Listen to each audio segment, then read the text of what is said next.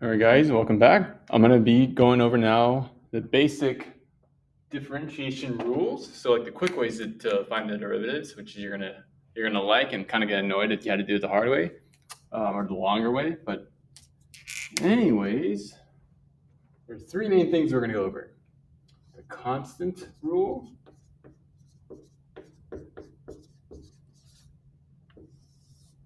the power rule, and then like the sum and difference rule, which is really like just the same thing as these. But let's first look at the constant rule. Now, well, let me just write it formally. The derivative of constant, let's say c, is just equal to 0. So for example, let's say you're trying to take the derivative of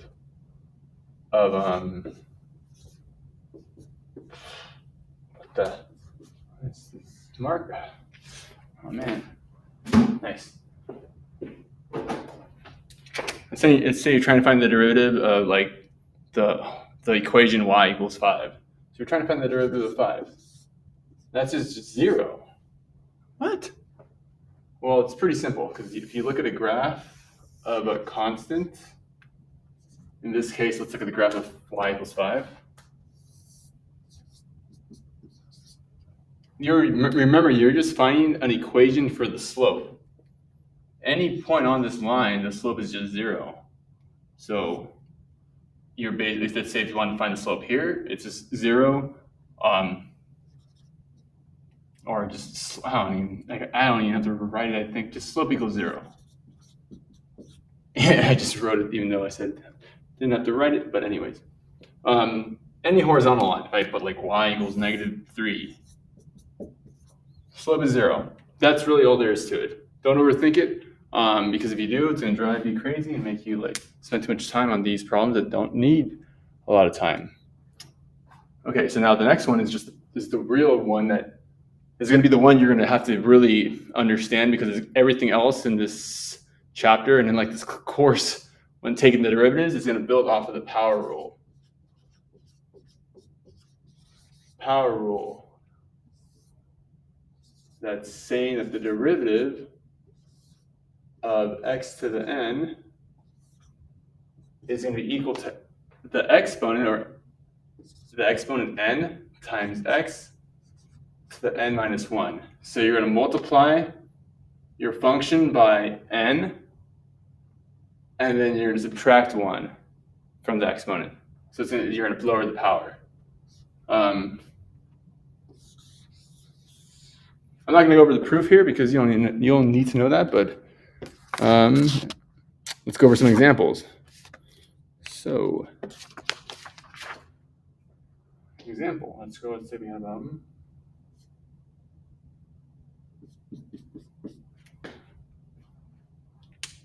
so we have y equals x cubed. That's mainly, let me put all three up here. So we have y equals the third root of x. Making sure you can see, and then you got y equals 1 over x squared. Okay. All right, now the power here is 3. So when you want to find y prime, or the derivative of y, you're going to multiply this whole thing by 3.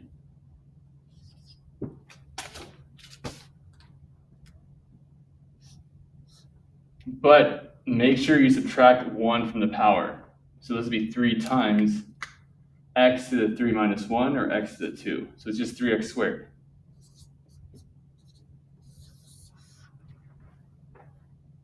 That's it. So you don't have to do all that limit stuff from the previous section. Now the next one, actually let's rewrite this in a way where you can see the powers explicitly. So that's the key with these functions when using the power rule. Make the power explicit, especially at first when you're trying to master it. So this is the same as y equals x to the 1/3 power. See, so the power here is 1/3. So the n is 1/3. So if you want to find y prime, you're going to multiply by 1/3 x to the 1/3 minus 1. So 1/3 minus 1 is -2/3. Hopefully you should have your fractions down. This is your answer, but hey, my face is on the camera. Yeah, I'll try to squeeze in here. So usually you're gonna want to have your answer by what I mean by want is your professor or teacher is gonna have you have positive exponents. So they want your answers with positive exponents. So you're just gonna move this into the denominator. So this is gonna be the same as 1 over 3 times x to the 2/3. So leave your answer like this. Sometimes they'll dock a point or so if you leave it like this. And when you're checking your answers in your textbook, they usually will not have it with the negative exponent. So just be careful about that. I'm gonna move this third one over here. So let's put it y equals 1 over x squared over 3. It was y equals 1 over x, yeah. Okay. So again, rewrite this. So the exponent is like this, meaning that the exponent has to be in the denominator, because you can't use the power rule here because it would be wrong if you did. Because this is the same as y is equal to x to the -2. You can put over 1 if you want to make it clear, but this is the way you want to have it, because you want to have the exponent in the numerator, because then you can see the exponent is a negative. So now when you take the derivative of this, you're going to have that exponent of -2 be what you multiply by. So -2 times x, and you're going to have -2 minus 1. So -2 minus 1 is -3. Now again, don't leave your exponent as negative. Make sure you leave it as heard some buzzing. Make sure you leave the exponent as a positive. So this is going to be equal to -2 over x cubed.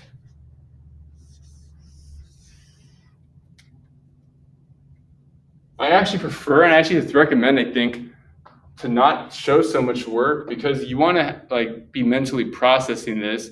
When you do a lot of work and steps with the power rule, it can kind of actually feel like it's more confusing. And from what I remember when I first was learning this, it was really just remembering the exponents, like the algebra, knowing all the power properties and all that. So just be aware of that. I'm going to go over some more examples. But once you refresh yourself and master your exponent rules, this is pretty simple. All right, the constant multiple.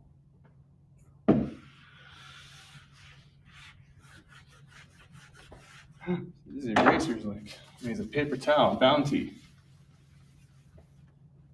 Okay, so constant multiple rule. This is really not even a thing you have to worry about. I'm just going to go through it really quick, because this is saying when you have something like this, y is equal to c times some function. So c, let's just say c times, let's just go straight for an example, c times x to the 5th. All you're doing is just whatever that coefficient is, just take the derivative of x to the 5th and keep that as you're multiplying by c. Yeah, actually, let me just do an example, because this is not something again, I hate having to make this stuff look more complicated than it is. Let's say you have this. So the coefficient, or the constant multiple, is the 4. So when you want to find y prime, you just do 4 times whatever the derivative of x to the 5th is.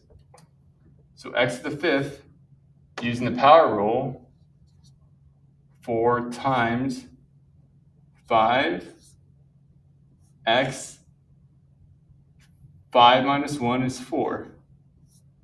So your answer is 4 times 5x to the 4th, or just 20x to the 4th.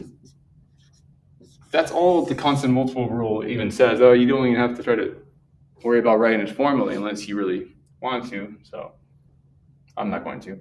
But yeah, that's it. Like it's just talking about whatever you're multiplying by. Just multiply your final answer by that number.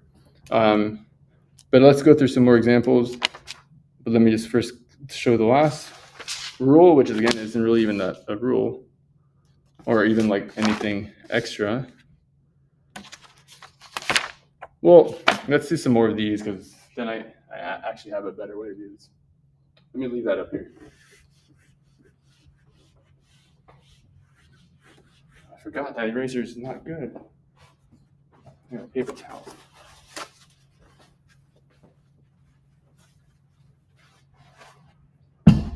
Let's pick some let's pick some ones that are going to be like a little bit tricky. Well, maybe not, but okay, we got so B says y equals 2 over x. C, we got y equals 4t squared over 5. D is y equals 2 times the square root of x.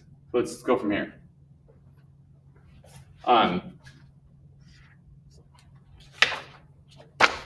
Remember, write this so that the exponent is in the numerator. So this is the same as 2x to the negative 1.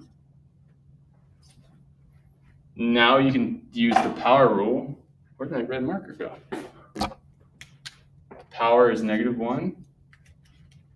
So we have y prime equals 2 times negative 1 times x to the negative 1 minus 1, or x to the negative 2.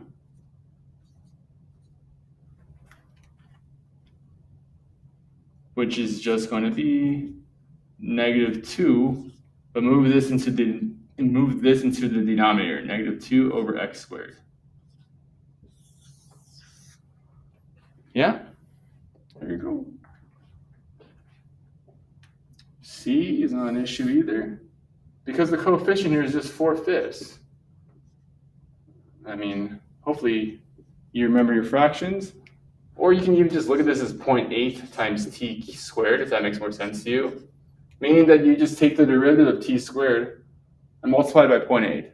Again, it's just the constant multiple rule. When you name it that, I feel it makes it more confusing. Just trust your instinct, because I don't think I ever had to really think about this, because it's pretty like intuitive.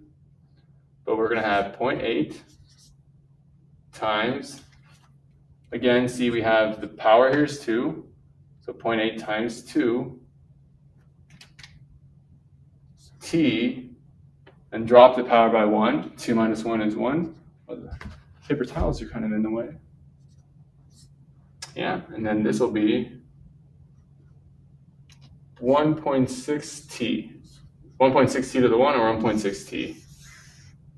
That's it. All right, for D, let's remember the exponent, or the power, the square root of x. This is the same as x to the 1/2 power.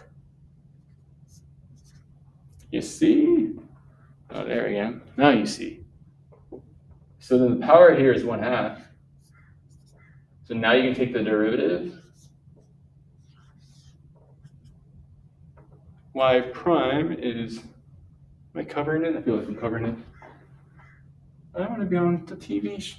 Actually. So 1/2 times x. Then you subtract 1 from the 1/2 to the negative 1/2. Make this a positive. So this will be 1 over 2x to the 1/2. And most likely they're going to have it, your answer is 1 over 2 times the square root of x.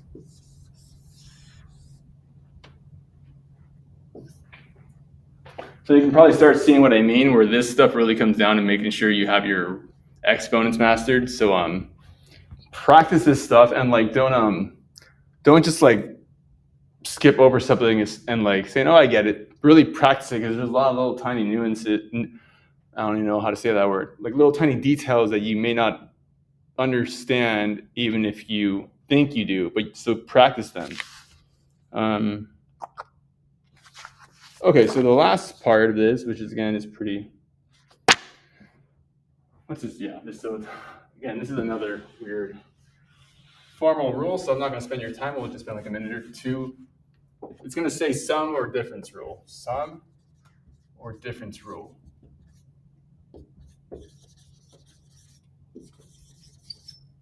Is this sum and a sum or and? It doesn't matter. Well, actually, maybe. Oh, this is the same thing.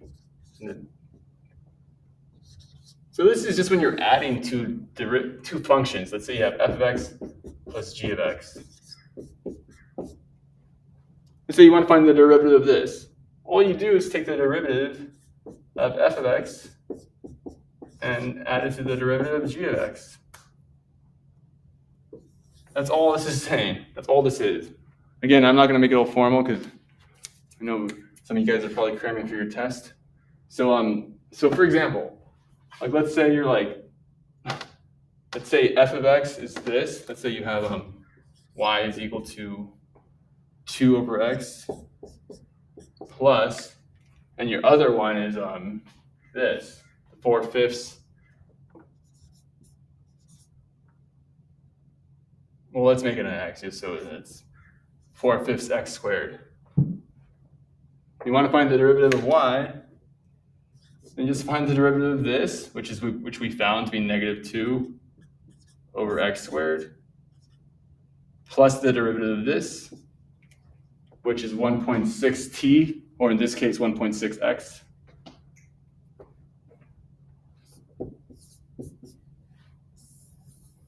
That's all this is. It doesn't. Anytime you're adding two functions together, you can find the derivatives by taking their derivatives individually. If you were to subtract them, you just do the same thing, but just have a subtraction here. That's all that's saying. So practice this stuff. I'm gonna make a video where I just do a bunch of hard practice problems.